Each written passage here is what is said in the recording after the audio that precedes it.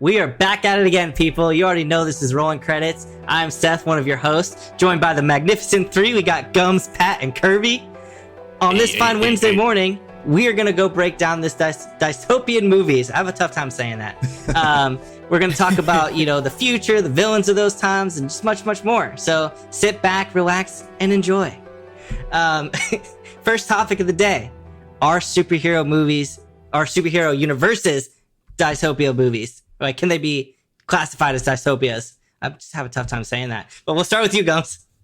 Yeah, I think they can be. I pronounce it dystopian. Dystopian, there you go. It's because it is dystopian. Yeah. So, hey, I'm trying to give him some leeway here. No, it's okay. Just come at me, boy. That's not what we do here. That's not what we do here. It's okay, weird seeing it in writing. Okay. Okay, that's fine. Anyway, I think we could say that they're dystopian. I think we could. I really do, because a lot of people are typically suffering in those universes, or like the government really controls the shit out of those universes, or like the tech in those universes are what's controlling the masses. Like, there's these different levels of you can pick out a different dystopian types, and I think it would fit most of those universes. In this case, what controls those universes is typically the superheroes or the villains. So you just got all of this, like, those aren't happy worlds, no matter what anybody says or what it looks like, because they couldn't be regular worlds when a villain could blow you up a continent without batting an eye, right? Or like a super powerful creature could do that, right? So it's definitely a dystopian thing where at any time you guys could all die for no fucking reason. But the construction crews in those worlds are top fucking notch. Hope to hire him one day. But my answer is yes. Mm-hmm. Mm-hmm. Yeah, those guys need a raise. That's right. Oh, definitely. Yeah. Those guys are killing it. Pat, what do you got for us? Yeah, I mean, like, and we were kind of talking about this earlier, but like, man, this question really messed with my head, because it's just like on the surface I saw it and I'm like, no, like they're superhero movies. It's just not the same thing. It's like completely separate. But like, to Gums's point, like, you look at dystopian movies as a world or universe or a setting that like the inhabitants are inherently struggling from some kind of turmoil, totalitarianism, strife, or some kind of external force that is like bringing down the general population. And like, you look at the biggest franchise in superhero history, the Marvel movies. It's like, it's kind of what Thanos is doing. Like, it's kind of the whole plot is, he's bringing down this totalitarian rule that he can decide kind of the fate of humanity within a single snap of his fingers. So like, everything in my being really wants to say that no, like, it's not the same thing. Like, my natural gut reaction is to say no, but it's like, it is really hard, because Gums' point, it's like, on paper you really line it out, like, it kind of is like in like 90% of superhero universes. Yeah, like it's just kind of like parallel to your current universe in a different way, kind of. Kirby, what do you got? Well, I think they really they have to be. Most superhero movies, superhero worlds, they have a lot of dystopian elements and themes in them, because without that element, there really wouldn't be much of a story. Like, why would you need a superhero if you're not in some sort of dystopian world? Who wants to watch, Superman grow flowers because there's nothing better for him to do? Yeah, that's what I feel like every time I watch these fucking Superman movies. I think that's called Smallville. But yeah, I feel like they have to be, because Gotham, Batman, perfect, example of this. Like, Gotham City is a nightmare, and they need Batman. They need those superheroes to really rise up and help them out of this dystopian nightmare that they're in. So yeah, I'd say they have to be, otherwise there's no superhero movie. Thank you guys for saying dystopian multiple times so I could say it right. 3 times gets it in your head, right? Yeah, exactly. So this was an interesting topic, and I kind of like what you guys all already said. Is like, I didn't really think about it, but then when you sit down and actually like look into it, they are all dystopian films and like universes. So for me, kind of the way I see it is it's, you know, you have these worlds that are filled with crime and you have the people that are basically looking up to these gods to save them. Like the world around them is like in ruins and you have like these elites, like superheroes who we all put our trust in. And you can kind of see that in like the show, The Boys on Amazon, which touches on that a little bit. So I think you could definitely chalk this up to being dystopian for sure. Mm-hmm. Most definitely. Yeah. So, next topic here, because that was a fun one. What are your guys' top 3 dystopian movies or books? And it could be either or, you can mix and match, kind of whatever. But we'll start with you, Kirby. Well, I've got to do, you know, an honorable mention with Idiocracy. Because oh yeah, there you go. Because that's, you know, that's just a fun movie, and I feel like that is way too real in some points of our society. But it aged wildly. Oh yeah, 100%. My God, very accurately, in fact. Aged on some crazy shit. But I think my first pick would really have to be Equilibrium. Came out in like 2000, 2002, somewhere around there. You know, Christian Bale, so law enforcement officer, and it's a really totalitarian future where, you know, human emotion is outlawed. And it's felt that, you know, human emotion is the cause of, you know, all of the wars and the turmoil that humanity has suffered. So that what they create a drug to inhibit the feelings of each individual. And, you know, as the story progresses, you know, the main character, Christian Bale, starts to go off his medication, starts to feel things, and it just like things just kind of snowball from there. But Equilibrium, definitely one of them. Fahrenheit 451. Wait, Curbs, before you go into Fahrenheit, Equilibrium has some of the best action scenes ever. Okay, he may have described it in a weird way because he didn't mention that Christian Bale goes off with 2 like fucking samurai swards and he's chopping motherfuckers up. Yeah, for like half the movie, that's what he's doing. By the way, he's an assassin. Okay, go ahead and hit for it. I didn't want to give too much away in the movie, but yeah, it's a lot of action. It's a great action flick, but coming at it from the dystopian side of it, like I wanted to really highlight that part, you know. Understandable. I just wanted to put butts in seats, you know. Fair. Assassins. Trying to up the stream value, you know. Come on. Give the people what they want.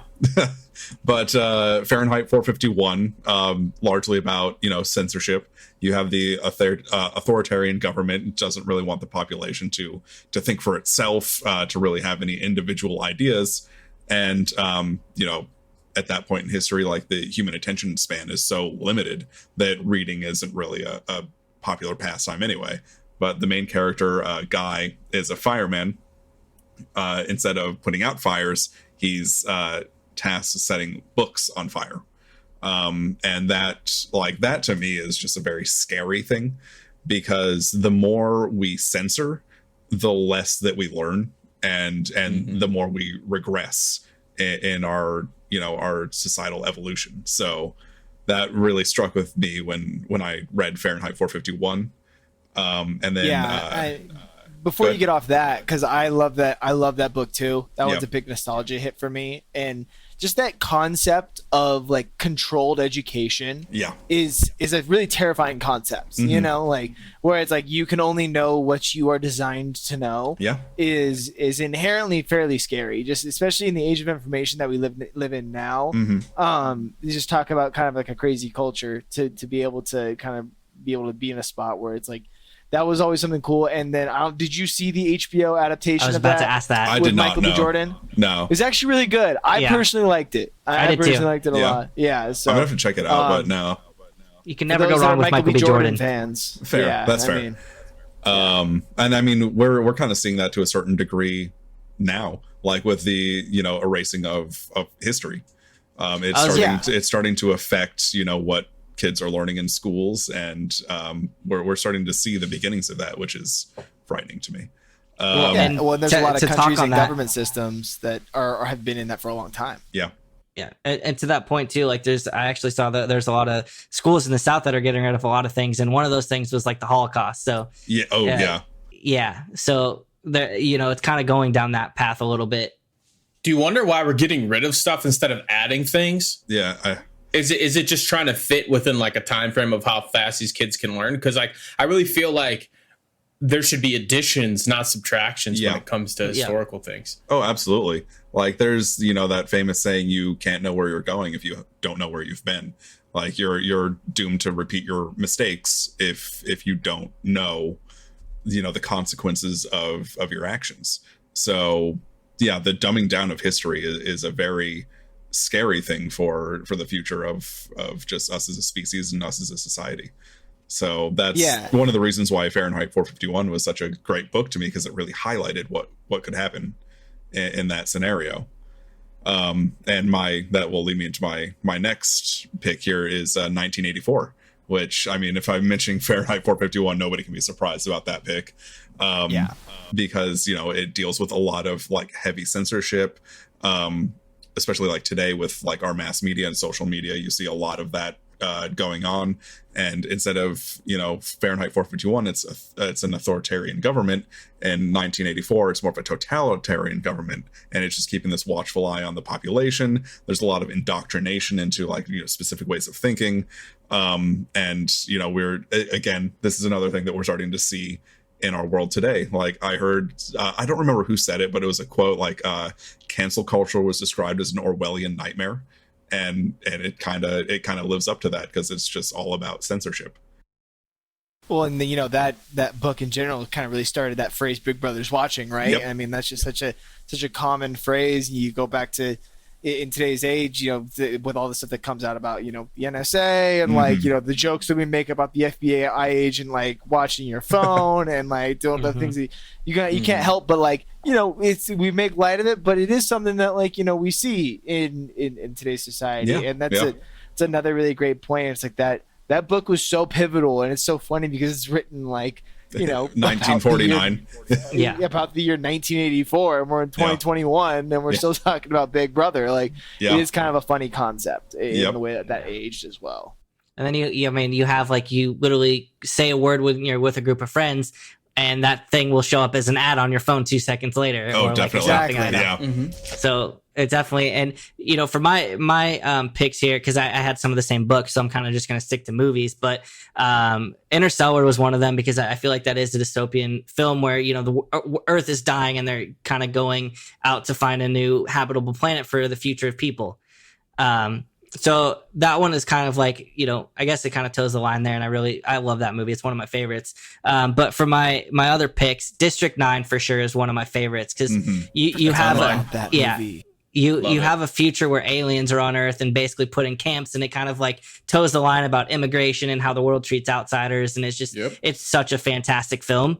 So District 9's up there, and then the other two that I had that I really wanted to kind of hit home was Children of Men. I absolutely love that movie. And then, I mean, I don't know how none of you guys said this, but V for Vendetta. I fucking love V for Vendetta. It's a great movie. It's funny because, like, that movie was made a while ago, but then you have, it's an uprising against government and in London. Then you have like cyber terrorism and things like that. And then you see today that mask is everywhere, and it's used by freaking that group Anonymous, who just like leak dirt on like the elites. So like that movie kind of started like a revolution, and it, spiraled into real life, which is kind of crazy to think about. So those are my picks right there for that. Those are all such really good picks. Like this whole discussion is definitely, some parts may get a little heavy, but we'll also keep it light. But I'd really love to hear from your guys' perspectives, like kind of just about these things. Like I haven't read those books, but now I'm kind of interested to pick those up and like really actually look at them, because that's like, I love that type of stuff. Like The Giver was a big one for me personally. Like those types of books really get me going. So I just wanted to just give a little clap, because you guys are fucking crushing it right now. Thank you, sir. I did actually have a question. I guess, could you chalk up Animal Farm to being dystopian? What's that? Yeah, I would think so, right? Yeah. Give me a background on that. Yeah, I don't know Animal Farm. Basically, it's also George Orwell, and it's basically about like this group of farm animals who like rebel against their like farmer, and they like try to create like a society where animals can be equal, free, and happy. So yeah. like, yeah, that's dystopian. Yeah, I mean, it's yeah. just animal dystopia, but Yeah. for sure. Yeah. it's a like great more book. of a main commentary on like the ideals of like socialism and communism and like the way that they interact within their society and like trying to like create like their own way to escape like what is more considered a totalitarian existence under a farmer kind of thing. Damn, And so broke it it's- down. Yeah. Yeah. There you go. Nice. These are. And these were I don't know about you guys. These were all books I had to read in high school. I had these to read ones them all have, in high like, school. Big, like nostalgia hits for me. Like, Same.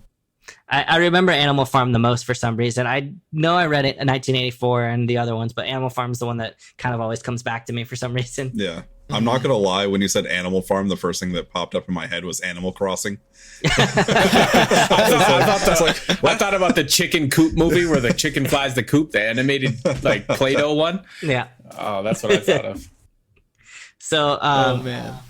this next topic that you kind of brought up, Gums, and hit us with is very, very interesting. So, entertainment has a few main dystopias. You got like government control, environmental destruction, loss of individuality, society's the enemy, survival, tech control, all of those different things.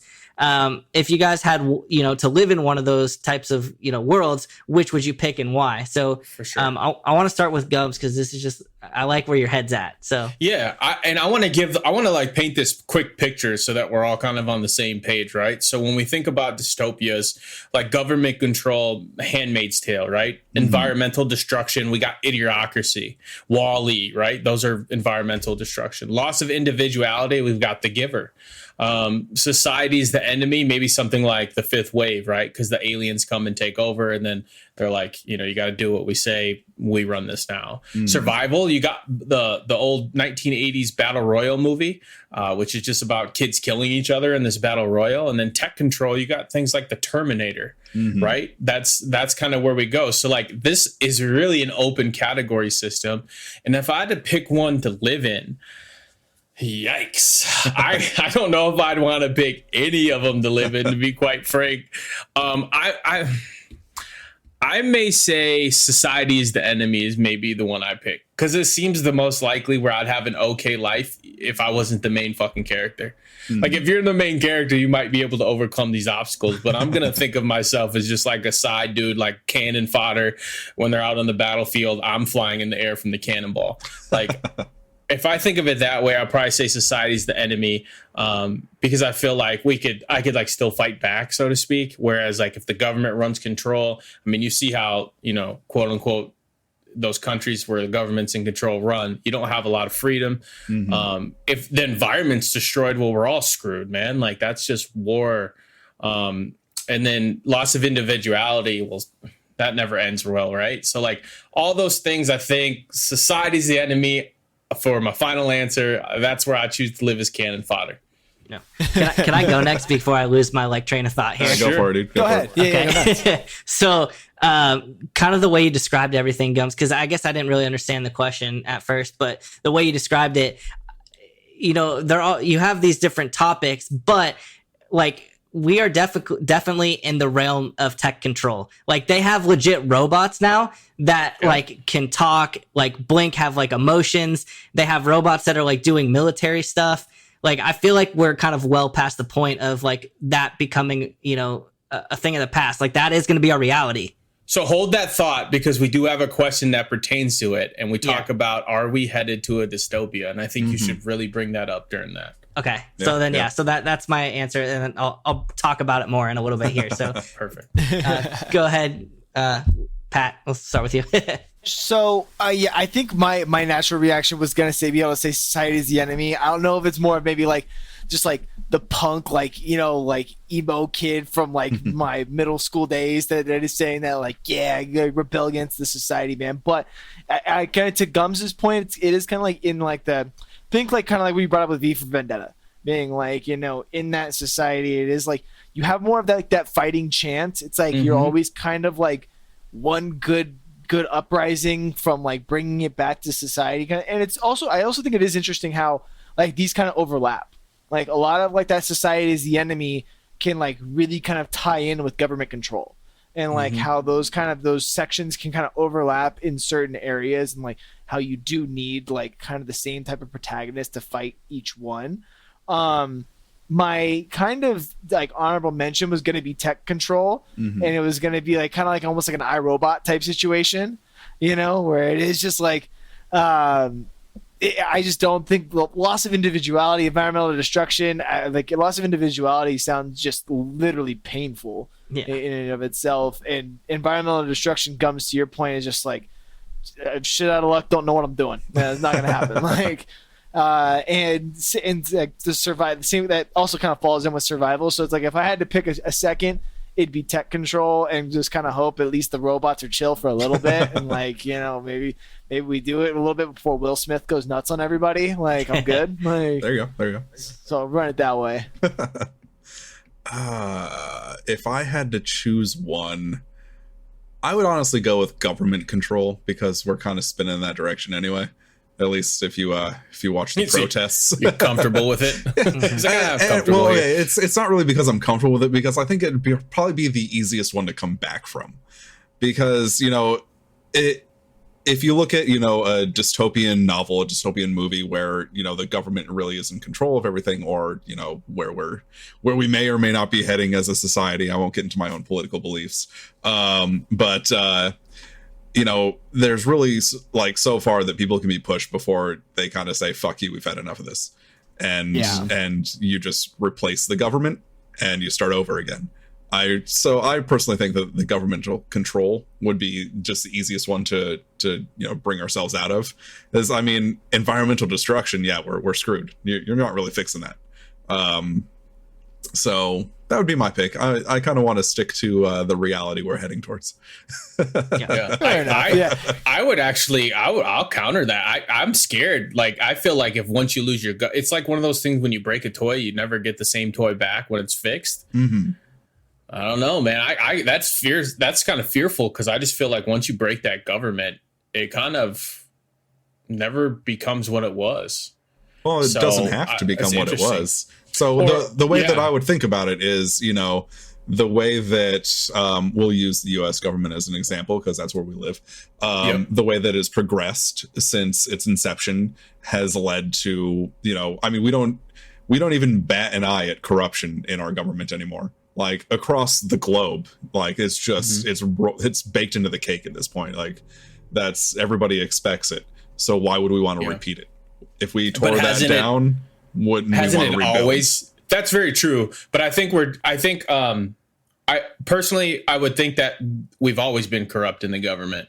It's about what corruption worked for us the best. That comes down to human nature. So when also the availability of information to see that it's happening. Yeah, I was just about to say that. So that's the change, right? So but media and social media has just changed that realm. So you see everything now. Mm-hmm. So I guess what I'm saying from the top point of view is like, I think it's harder to come back from, not so much just like to pile in on the government, but more so like once we destroy it and we uprise, I really feel like we as Americans would fucking fight forever. Like, I just think we would be so fucking chaotic. It's just like, we'll never rebuild this thing. That's kind of where I was headed with it. Not so much as like, I got you. I'm not against like taking it down to build it back up. I'm just like, holy shit, they're not using the builders from the Marvel universe on this motherfucker. I gotta say though, I think kind of a little bit to Kirby's point, is you kind of look like the overarching history of humans and stuff like that. Like over a long enough timeline, you kind of start to see like where, the way that different forms of government have like evolved over time, where, a certain way of thinking can kind of come into play, and it will take up a very large portion of time. Think the republics with the ancient Greeks and stuff like that, and the way that evolves into things like ideas like democracy and monarchy later on after that, where like a certain way of thinking will usually kind of take hold for a certain period of time. And then eventually that system's got to break, and then people figure out new ways of doing things. Now, is it always right? No. Is it necessarily going to be correct every time? Is the new system going to work? But like, you do have to kind of look at it at a long enough timeline. There will eventually be a way that, our current system doesn't work. Got to break it. Got to do something new. It's just kind of way that kind of falls into place. Mm-hmm. The phoenix shall rise from the ashes, right? Exactly. Yeah. So they say. Mm-hmm. So the next topic, and I'll kind of start with my answer here because it was kind of what I was about to say. So the next topic that I wanted to bring up is, in thinking about our society today, are we headed to a dystopia type kind of future? And I know, Kirby, you wanted to go down, you didn't want to go down this path, but it was a question on here. So we had to do it. So I'll start off with my answer, I guess, because, it was kind of what I was about to say. And then after hearing everything that you guys have all said, I think it's a little bit of everything. So I think it is survival. I think it's environmental destruction. And I think it's tech. And the reason I say that is, obviously we have global warming. Like Arizona every summer is hotter than the last. There is proof that it exists. So it's like you have that. The survival thing, honestly, after this pandemic, I don't know how we would do, because toilet paper was like the first thing that sold out. And like we did not, as like a society, handle that well at all. I'll wipe my own ass. Yeah. So like if there was to be like a true like crazy disaster, like I don't know how we're gonna react to that if we can barely handle like a pandemic. Yeah. And then the tech thing, like I definitely see that in our future. I mean, they already just brought up the fact about doing the metaverse. Which is essentially what's that movie Ready Player One? Yeah, it's essentially that. Everyone's that sounds great. Okay, yeah, that is great. I'm all for that. I'm just not trying to Terminator. I'm more for the Ready Player One, less of the Terminator. I mean, I'm down to play some real life video games, which is what they're trying to do.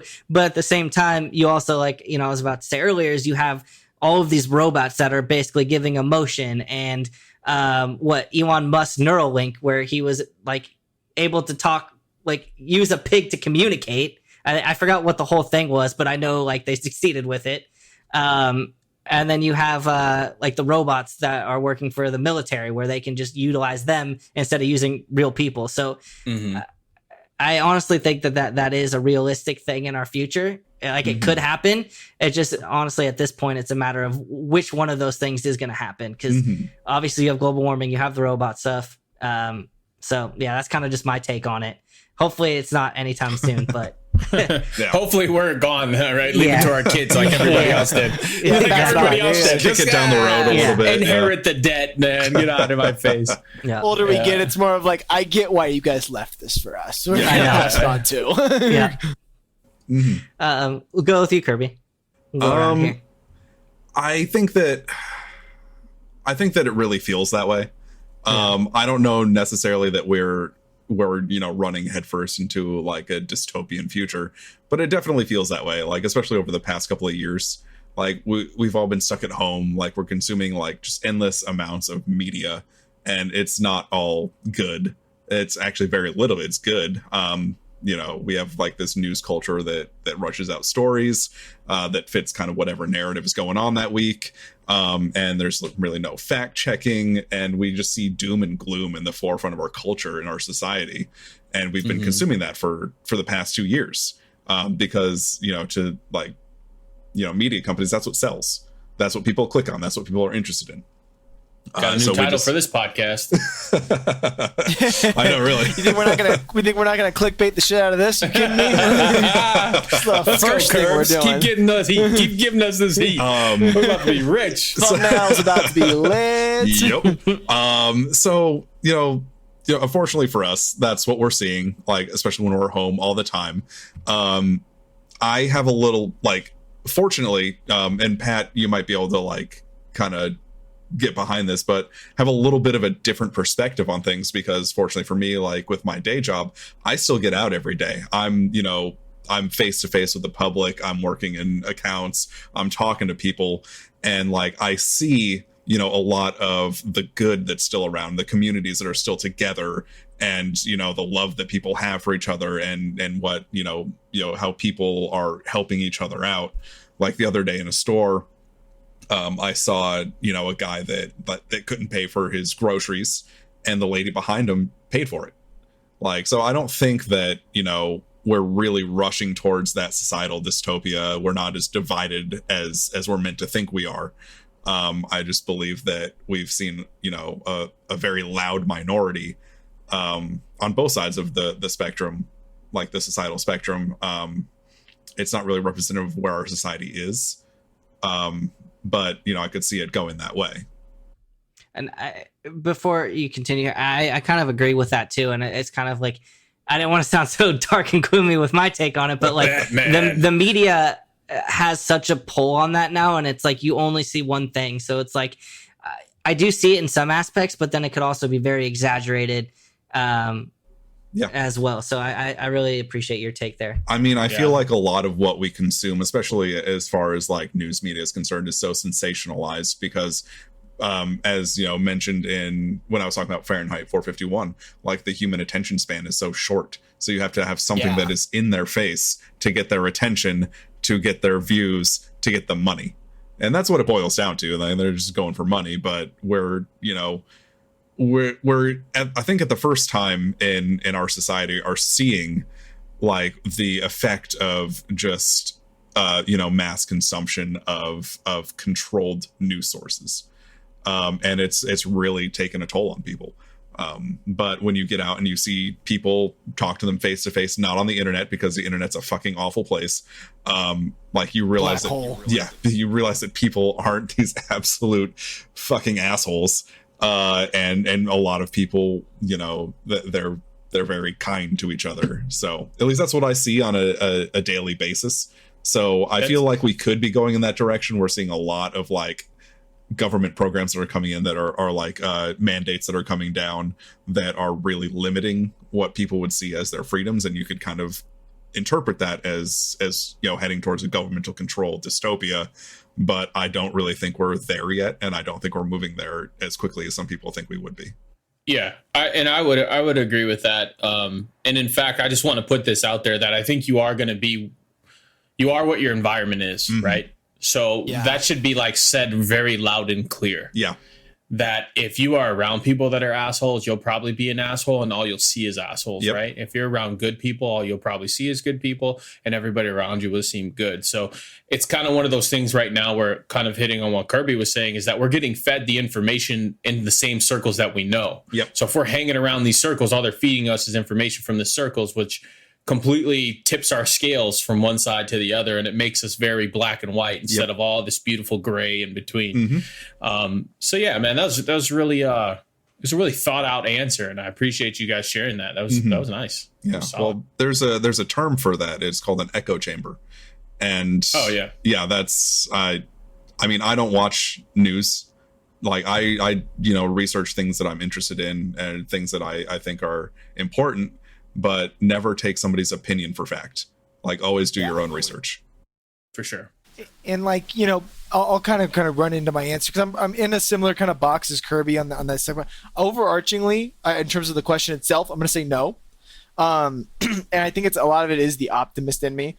But I would say two major reasons. The first being kind of similar to what I was saying in the last question is that I do think a lot of things are inherently cyclical. Like they do run in that same circle where you're going to come through these times where, you bring society to this stress point, to this brink point where like you see that we kind of feel this way, but eventually that does kind of fall onto its head and we can kind of readjust and find its way back. And a lot of the reason that we do feel that way, I think goes into that second point and kind of what Kirby was talking about, about kind of our day jobs being a little bit more in stores and in the field and kind of in these seeing like other people's interactions, is that you see these micro interactions between people that kind of keep the faith in their own way. And that to Gums's point about being a product of your environment is like these people around you that you can kind of interact with in like these smaller matters really do affect the bigger picture more than I think most people understand. And in that like there's only so much that we can give power to like these larger platforms that can kind of push us towards this theoretical dystopia without these micro interactions really affecting the bigger way that we think about ourselves and about what we value.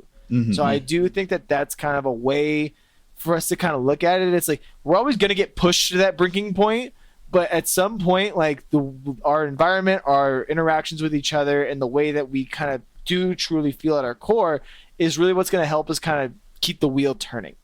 And it's like the bad part of the wheel is always going to be there. It's never going to not exist. And we're always going to go through that point. It's like, how do you go and make sure the wheel keeps turning? And I think that's got to be more of kind of the focus instead of stopping the wheel in a spot where we end in this dystopia. For sure. And okay, so for my answer, I think we are headed towards a dystopia. So maybe I'm a little bit adverse compared to others. I'm not giving you a timeline of like when we'll get there. Yeah. I'm just saying like, hey, our direction is going to point us, and maybe that's kind of just, it's inevitable almost, because I think that if it's at the very minimum, we'll agree it'll be environmental dystopia when we have 10 billion people or 10 trillion people on this planet, and we just can't actually afford to feed them. We can't afford to clothe them. Like eventually that's just going to crack under the pressure of multiplication. Like we can't actually hold that. And then something will cleanse. We'll have a war, or we'll have some type of genocide, or we'll have like whether that be like by the environment, like a volcano erupts. Yep. Like I think it'll balance in that type of way. In fact, I think it's always happened that way, where like the more we break out like this, something will cleanse us, because it's like inevitable. I also think right now, like we're really seeing like the rich are getting richer and the poor are getting poorer.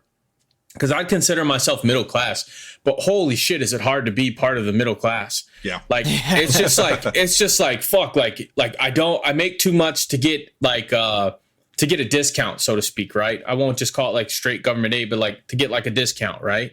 When I have a child, I'm gonna have to pay like $400 a week if I want to keep that child in a daycare so that we can work, or I can sit at home and lose even more money. But I don't not make, I'm not making not enough to where I can get some help for that. And then it's like taxes. And then it's like all this other shit that just compiles on what's called the middle class. And it really is like there really is no distinction in me anymore in between. And why I think that's a dystopia is because you kind of see those movies where I truly believe that if you can imagine it, you can create it. That's kind of where almost everything's happened.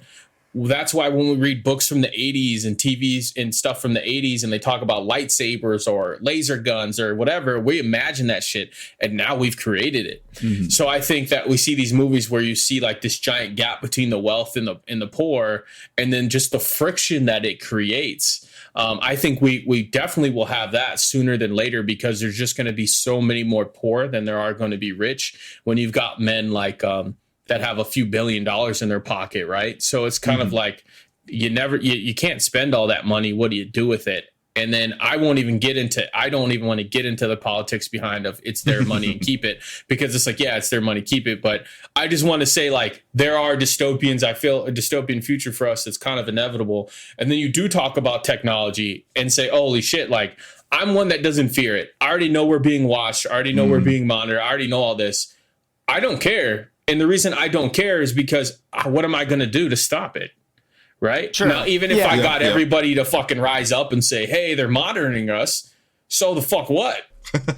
They still got security cameras out there. They still got this. They still got that. Like, as long as they're not actively using this recorded camera to spy on me and then use that in something to capture me, I'm fine. You know what I mean? Now, if they use that and say, okay, Mark Thumbs, we turned on your camera without you, and we seen what you were doing in your room, man, and now we're going to take you to jail, that I have a problem with. Yep. But just like anything, that shouldn't be plausible and used in court, right? So as long as that type of stuff's not happening, like I could give a shit if my phone's making recommendations for me, because sometimes I wanted that fucking dog carrier that has the Minnesota Timberwolves on it. You know what I mean? So like I just don't. It's like, hey, there's pyramids under the ocean, and I go, so the fuck what? What are you going to do about it? And they just go, but there's pyramids under the ocean. I'm like, I don't. So what? What are you going to do about it? And it's kind of the same thing. And so I'm just and so I think we're headed towards a dystopian future. I don't know when we'll get there, but one of these things will probably hit. We just hope it's not fucking Terminators and all this weird shit, but probably we'll be gone before Wall-E and everything else happens to us. So. Yeah, not in our lifetime. That's the 1984 concept where it's like you did something in your room and the camera picked it up while you didn't know it was happening. Next thing you know, you're in jail. Kind of thing. Yeah, now that crosses a line. You can't use that's not admissible in court, so to speak, even if they caught me doing it. So I wanted to bring up one last thing here, kind of just hearing what you guys said, and then we'll go on to another topic here. But I've always been like an optimist, and I see that people are inherently good. And kind of like the point that Kirby and Pat said, being out in public, they see it more than say me, working from home and watching like the news and Sports Center and only seeing one thing. And like a good example of that's been spread around is like the other day there was a hostage situation in a synagogue where they held a bunch of Jewish people hostage, and they didn't even call them Jewish people. Like the media made it what people like, they made it basically, they gave people a different view of what that media wanted that view to be. So it's like you only get one side of things. Yep. And it just chooses what people like to see. So what I'm trying to get to is like when I was in Hawaii, when I was working from home, the first day I was there, I went to this like poke place, and this person noticed I was a tourist. The media, said that, Hawaii, like the locals don't want people coming in, like they're angry. So I go to this poke restaurant. The first thing I'm like, they're asked, are you from here? I said, no, I'm visiting. The person behind me bought me my lunch, and he said, welcome to Hawaii. Like, we love to have you here. Just, make sure you're just respectful. That's all we care about. And welcome to the island. Have fun. Yep. Yeah. So like, there's things like that. So I don't know. It is scary to see that there is a, dystopian future, or it could be a possibility in the future. But I think it's more of like a global warming kind of thing versus like, I feel like the media's pushed it, so far one way where it's like I said, people are inherently good. I think the people would, revolt first before we got to that stage, Hey everyone. Thank you for checking out this episode of the Rolling Credits podcast. If you're watching this video on YouTube, please drop us a like, hit that subscribe button. If you are listening to the audio-only version of this podcast, please consider giving us a 5-star rating. It really helps us out. Now, let's keep it rolling. The next topic, I want to bring up is Utopia attainable? And at what cost would that be attainable? I think that's kind of like a good thing to spin to. So I want to start with you, Gums, and we'll go from there. Yeah, fuck no, it's not. It's no possible way. If you're gonna tell me that nothing can ever be perfect, keep working at it, right? Like old sports cliche, like you'll never be perfect. Practice doesn't make perfect, right? Practice makes consistent or some shit like that, right? Like I don't think we'll ever have a utopia, and a utopia is just like a perfect world, basically. For me, I think what like personally is stopping a utopia right now is like cancel culture. like I really have this grudge against cancel culture. Like I really fuck with them in the way of like, hey, we should be getting better from the things that cancel culture finds out. But the fact that we're just fucking erasing people off the face of the earth with this shit blows my mind. And so I'm like, you'll never have a utopia where you do more things to hide these things rather than fix these things. And so they really didn't fix it. What they did is just deleted that motherfucker. And then I didn't see anything else about like the long-term fixes. So in my opinion, no, nothing will ever be a utopia. And if it is, you're caught in some fucking anime protagonist jutsu, or you got like you're in the fucking Matrix where you're plugged up. And even then they didn't have a utopia because they needed your energy from the negative brain cells. Like, I'm just saying no. So that's pretty fun. Yeah. Pat. I'm with Gums. I don't see it being a possibility whatsoever. But I'll also say too, I don't think we want it. I think a utopia in and of itself is not a thing to want to attain to in and of itself. I don't agree with the concept that good can exist without bad. Like I don't think, because I think it exists in this common, like the concept of being happy understands itself because you understand what being sad is. Like I don't think it makes sense to want a utopian society, because I think it strips a lot of who you are as an individual. And I think you even see that in like, as we're kind of circling back on these like movies and TV shows and stuff like that. You watch things like Black Mirror, or you see things like even like iRobot and stuff like that are like almost all of those shows and movies and those concepts and stuff. They introduce the world as utopia, typically speaking. Like it's usually the first couple chapters are supposed to paint this as like, this place is great, like, this is awesome, like you should Hogwarts. want to be here.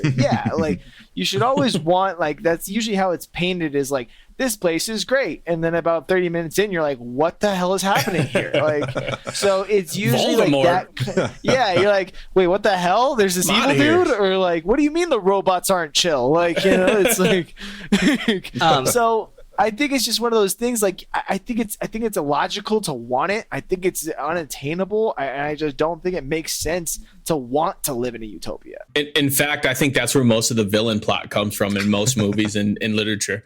Is like the trying to obtain some type of utopia, and this is where the villains goes off the fucking rail and starts murdering people for it. The only time I want a utopia is if there's like only like 100 or like 1,000 humans left.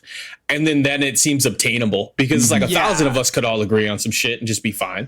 So you know, like be stoked on it. Yeah. Once you get past those numbers, it doesn't even matter no more. But before you continue on, there is a movie that is legit just like what you described. Have you guys seen The Island? Yeah. I have not. No. So it's basically like they all are in this like utopia, but they like I forgot the full premise of it, but it's like they all are shown like this island, this like happy place that everybody can go to.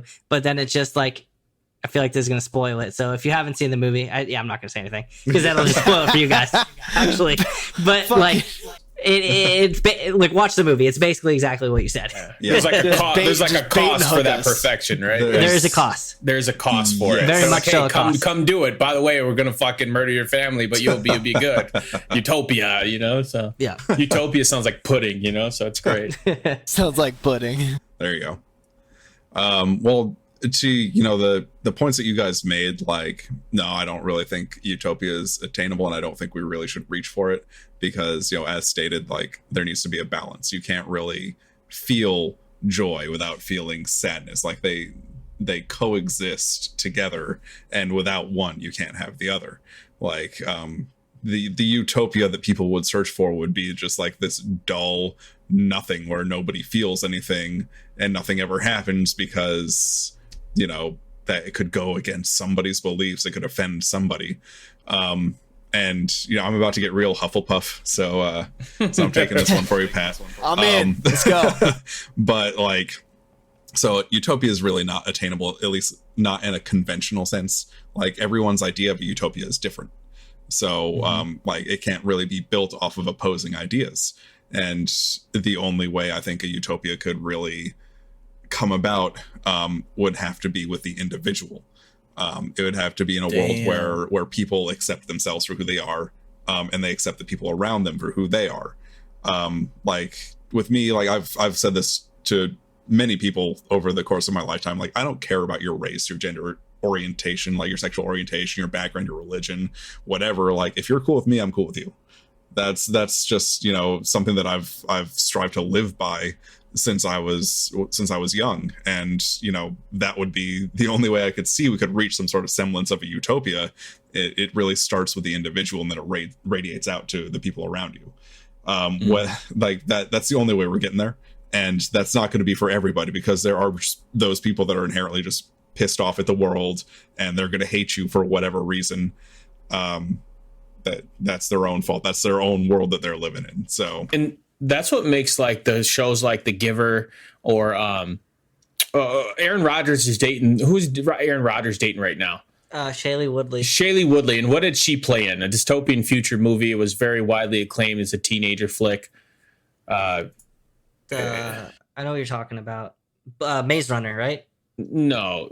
So basically, it was just a dystopian future where nobody had individuality anymore. Mm-hmm. And so it's just one of those things where I always think that that's what's so awesome about those types of dystopian movies, is because, like, inherently at first we all think it's so perfect and we want that. Mm-hmm. And then they start showing those ugly scars. Yep. And then we're like, nah, fuck that. And then we're like kind of rise against the machine. And I just really think that, like, that's very empowering. And it's like a very it's a trope that keeps this Divergent series, by the way. Oh, yeah. But it keeps us like kind of going and stuff like that. So like these conversations, while we're having it on an entertainment podcast, it actually relates to like human nature. And these movies that we watch of dystopia hit on these string chords of morality for us as humans. And this is kind of why these relate so heavily to our everyday lives, and why we fucking enjoy these movies so much, is because we might be going through it. And this is like a good answer, a good thought process or experiment to like figure out what's what for us personally. Yeah. So, it really hits. It kind of connects back to like a lot of our real lives. Seeing, these movies and like these characters like kind of rising up against like whatever it is that is, keeping them in this dystopian, mindset, be it the government, like, whatever. it's just very cathartic for people because they see like elements of this in the world around them and they can't do anything about it, or they feel like they can't do anything about it. So, seeing it in that medium, like it can just be very cathartic for people. If you're enjoying this podcast, make sure to check out my movie and TV show review page called According to Seth. So it's According to Seth, and I'm on TikTok, Instagram, and YouTube for some more amazing content and some fun clips. So make sure you stop by. I was gonna say it hits so hard with like the preteen. Why you see this so involved in the preteen genre or like the teenager genre is because we have fucking parents, and so all these teens are just like, oh man, fight the machine. Those are our parents telling us what to do. That's why all these kids are like young when these movies are coming out. Like, you know what I mean? Like they're like, oh yeah. So something to think about. Yeah. I think you guys all hit the nail on the head there. I don't think it's attainable either, and I don't think we would want it. But I think, everyone's so divided these days. I think it would be hard to get to one common goal at this point. Yeah. So, except for to like and subscribe to this podcast. Exactly. That's one thing y'all need to do. Catch us out on your socials. Shameless plug. Let's go. How about that? That was a good one. So moving on here. Next topic, we got, what was your favorite dystopian main character or villain? And I know you guys, we're all pretty much going to say the same person. Like, no, we're not. I know we are. Okay, we'll go with Kirby first. I'm going to go around here. I'm going to be surprised if you guys have the same pick. I mean, it wasn't really a villain. It was a main character in a movie for me, but President Camacho from Idiocracy. I was very wrong. I freaking love that movie, man. We didn't spend a lot of time on that, but that movie's fucking incredible. Idiocracy is phenomenal. Casting was amazing. Like, I would have gladly sat through that entire movie if it was just following President Camacho around his daily life. 100%. I mean, Terry Crews is just amazing anyway, but that character is phenomenal. I think that was like before Terry Crews was really like he was big, but he wasn't like Terry Crews, man. The way that he was, like, that we now think of him. Like Brooklyn Nine-Nine really pushed him over the edge. But and he had done some great movies in the 2000s, but like that was still pretty early on. Like that was definitely his steamroll, his start of his steamroll. Yeah, for sure. I mean, him in White Chicks also is great. You got to see it, Seth. Yeah, oh my god, it's great. You'll love it. Oh man, you want to talk about satire in that movie? That's what Don't Look Up. Like, wait till you watch Idiocracy, man. It's gonna. I see Dak Shepard's in it too, and I love Dak Shepard. Okay, I'm gonna throw that on the list. Let's be perfectly clear. It's one of those movies you're like, I might be losing brain cells watching this movie, but like you're like, man, this movie's so great. I'm so down to watch this. Definitely have a can of Mountain Dew at your side. Oh yeah. Pat, what about you? Oh man. I really like the movie I, Robot. I loved Will Smith's character in I, Robot, that Del Spencer, the police officer. I really like that kind of concept of him just kind of being, it's kind of like similar to like that like I Am Legend kind of character from him, right? Where he's just like always kind of pissed off a little bit, like, just kind of gritty a little bit. I think for me, obviously the nostalgia for me is going to be Guy Montag from Fahrenheit 451. I did like that character. I liked Michael B. Jordan's adaptation of him in the HBO movie. But yeah, a lot of great characters in this category. I think it's so versatile for a lot of these actors to kind of come in and do things in this category. I mean, I'm not even talking about V for Vendetta, and how great that character is as well. But like, there's just so much to be able to do in this space. Nice. Gums. Yeah, so I like Guy Fieri in Man vs. Food. No, I'm just kidding. I think my favorite like dystopian main character or villain is one of them is Koba from Planet of the Apes. Oh yeah, he's just always talking shit to Caesar, like you Caesar weak, and Caesar's like not as weak as you, bitch. Like, and like it's just like this whole thing where Koba, like, it's not even a human, but it's like this just is a thing that happens. So it's an ape, and it's just like, oh my god, like this is crazy cool just to see these like apes interacting, and they're just like us, and like I don't know, it just adds some flavor text to it. I like Simon Phoenix from Demolition Man. Yeah. I think he plays a crazy cool villain in a dystopian future, and like who doesn't like Wesley Snipes? Like, and then President Snow. I think President Snow is really good.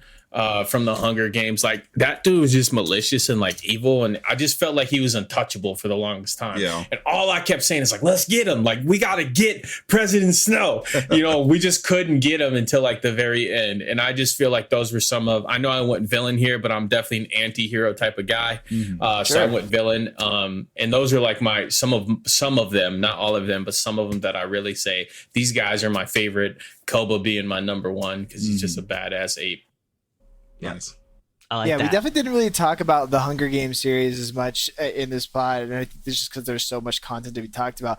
But Yeah, that President Snow that was a great villain character. It He was. did a really good job. It was written well in the books, like just the epitome of like that kind of government control concept that really made you just really want to hate that character. Yeah. But like just did such a good job of like understanding like that role so well. Yeah. And he had like this like I said, with every villain he thinks he's doing the right thing, right? And then it just spirals into just this villainy. And President Snow was like, we have to do this for the balance of these colonies, everybody's got to do their part, and because of the war that had happened, so we got to run this shit efficiently. Yeah. And then you kind of were like, oh, President, I kind of see no F you, President Snow.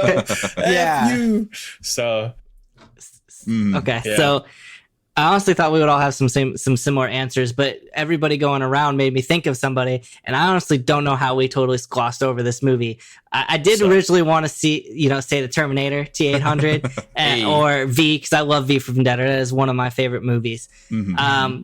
But like I said, we didn't bring this up, and my pick is going to be Lilu from The Fifth Element. Oh, yeah. ooh, There you go. that's And I dope. don't- That's yeah. a good pick. I love that movie, and I was like, wait, we didn't bring this up at all, and I was like, should that, have. that That's is a a classic. great dystopian film right there. Yeah. Dread So, like- also makes my top 5. So Yeah. And it takes place in the 23rd century. You Oh, know? there. So this, flying cabs. Bruce Willis Yeah. Yeah. It's a still great Gary alive in the Oldman's in it. 21st. Still alive in the 21st Yeah. century, making movies. Yep. Gary Oldman's in it. Chris Tucker. It was a great It's film. Great Great movie. film. Yeah. So yeah, so Lulu is my pick for sure. Fucking 90s were amazing. Yeah, good times. So heading to this last segment here. You guys all went, right? I'm just Yeah. Yeah. Yeah. okay. Good. Just want to make sure. The last segment here I wanted to ask is, does absolute power corrupt absolutely? I don't know. Gums, I'm gonna let you ask this question. Actually, Yeah. I mean, I think you asked it correctly. Does absolute power corrupt absolutely? So just meaning if let's just pretend you're Superman. Are you going to do what the fucking comic book Superman does? Or will eventually you say, well, I'm going to cut a corner here and I'll cut a corner here. Oh, I'm kind of broke. I'm just going to take a little from this bank because I know nobody can stop me. Like, eventually, does absolute power corrupt absolutely? My opinion is yes, unless you're Superman. I mean, that's only because of plot armor. And that's because somebody wrote him in to be that way so that we'd have like this hope of perfectness, right? And so I think that if you do have absolute power, you have no checks or balances, you will corrupt. And the reason behind it is because kind of like the same thing about trying to have this utopia. Nobody's ever going to agree on the same utopia. So while you have this absolute power, nobody's going to agree with you 100% all the time, meaning they're going to see you as corrupt, right? And so it's kind of like an eventuality you can't escape from. So I think, yes, if you've got that type of power, it will corrupt you. Whether you see it as corruption or not is a different story. But that's my answer behind that, man. I think it does. Yeah, and I think staying on the superhero subject, right? They did make that it was like a semi kind of horror-ish kind of movie about like the idea of like if Superman like, you know, in a real society, like growing up, if he like didn't choose to be good, or like when he was like going like through like his teenage years and like actually like had hormones and stuff like that, that like a person that would like that movie where like Superman would actually kind of freak out and like not like do the right thing all the time. Yeah. Kind of brings up that concept of like, you know, if we had really had someone who was the Flash, you know, running around, like, we're gonna sit here and tell me that Flash would be a goody two shoes all the time, or that like, you know, if somebody truly made an Iron Man suit, that would be good for society, kind of thing. It is that kind of concept of like you really hinge really on these plot points in these movies on the general good of people, and the plot can sometimes make you turn someone who maybe isn't into like this big hero, but it's more often than not that probably wouldn't be the case. Like, so at least in that regard, yeah, no way. It's you're going mad with power pretty goddamn quickly. Like, and from the more realistic point of view, from what kind of we're talking about relative to utopias in 1984 and all these things, it's definitely one of those things like left unchecked and left without forms of power. You're always going to see people take things a little bit too far and take things just like that next step. This seems to be the premise actually of almost every dystopian movie is this absolute power corrupting these individuals. Because like we have President Snow, we have an Idiocracy, like the President Camacho, right? He wasn't doing a great job of running that thing, but it was, you know what I mean? Like that was like environmental destruction, but at the same time, that was because somebody had the absolute power to launch nukes or something like that, or whatever happened in that movie. So like I think all these dystopian movies and even the books and stuff are kind of based on somebody that had once had absolute power and wrecked everything, or is trying to obtain absolute power and is wrecking everything. So yeah, good point, I think Pat. so. I think so often you see it where it is like, and I think you see this in some of the best villains that exist in these books and movies, that it's almost always somebody that like has this really like good core idea, or like this really like genuinely like good person style of idea, but to come to this point, it's just you're given too much, you take it one step too far, because maybe it is they hinge it on the idea of, I just couldn't hold on to my idea without sacrificing who I was, or I couldn't relinquish this power to somebody else in the hopes that they could do it, and then it spirals out of control, or somebody else wants to take control of what they have and they take over and then it goes bad. So it's like it's one of those things that it's like, yes, has to be absolute power corrupts absolutely, because you don't have checks and balances, nothing to kind of keep people in check and keep the status quo moving forward. So Seth, to answer your question, are superhero movies dystopian?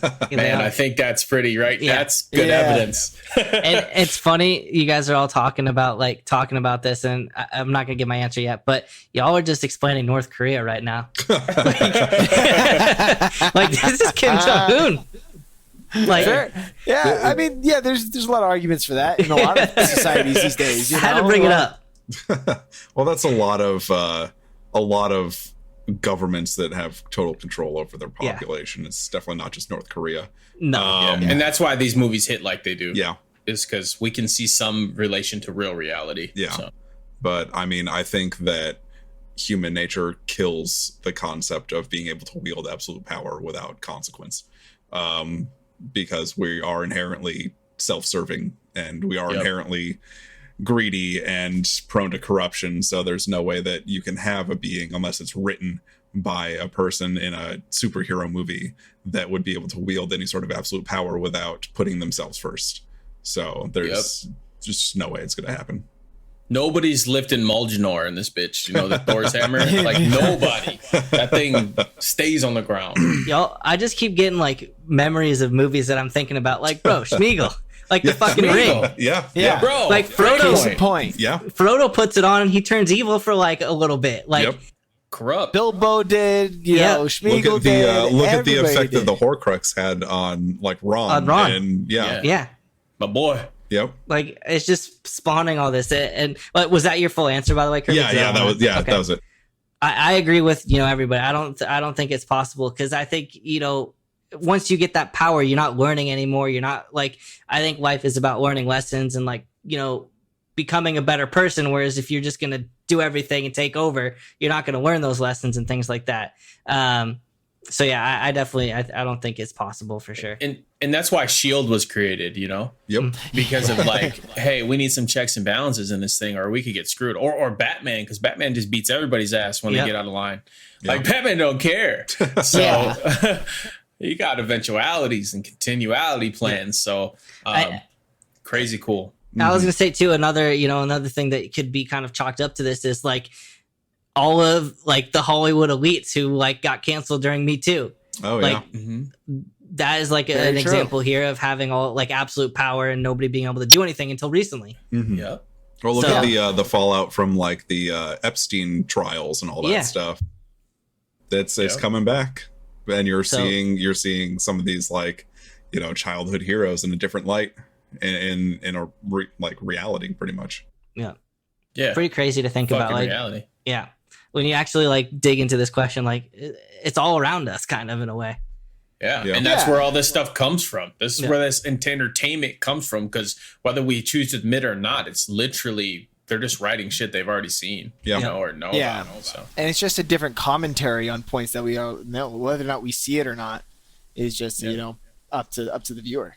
Yeah. nice philosophical perspectives, right? Man, let's go write a movie. Who's I down? know. Yeah, let's write it up. Somebody Hey, get the board out. Yeah. Fire it Shit. up. $100 budget. Woo! See, now Yeah, we $10 budget. there you go. Start pitching Yeah. these movie ideas. Somebody's gonna start listening to these from the studios. They'll like be like, "Oh yeah, that was a great idea." Yeah, these- Honestly, though, this was like the most philosophical, like in-depth, like conversation we had. I really enjoyed this one, so Yeah. I hope the audience did too. You know, Put as a warning always, on this one, Seth. Yeah. Trigger warnings all Trigger- over this yeah. motherfucker. there's a lot of stuff. We get deep in it, Yeah. so. Fucking Kirby. But you know, I'm sorry. sometimes you got to. Sorry. You got to get deep. But to have those hard 100%. conversations, I think it's important too. Like obviously, you're in a podcast about movies and things like that, but it's always good to have these conversations too. And I think it makes everybody better for it. So, Yeah. And it relates. It relates to the movies too, because it's literally what we're engorging on in this entertainment industry is just these different ideals and principles directed towards us in this cinematography, Yeah. right? Yeah. So like, Yeah. and we just name dropped like 10 of them in a row of like that are very similar to the last topic. So, all in all, though, guys, like I said, hope you all enjoyed it. Gums, send us off, baby. time to rise up and like and subscribe our podcast. As the Planet of the Apes would say, quite an experience to live in fear, isn't it? That's what it is to be a slave. Let's keep it rolling. Thanks for joining us on another episode of the Rolling Credits Podcast. Be sure to give us a listen on Apple Podcasts, Spotify, Audible, Google Play, or a full video recording on our YouTube page. And be sure to check us out on our social medias at Rolling Credits Podcast on Instagram and TikTok. Thank you, and we'll catch you on the next one.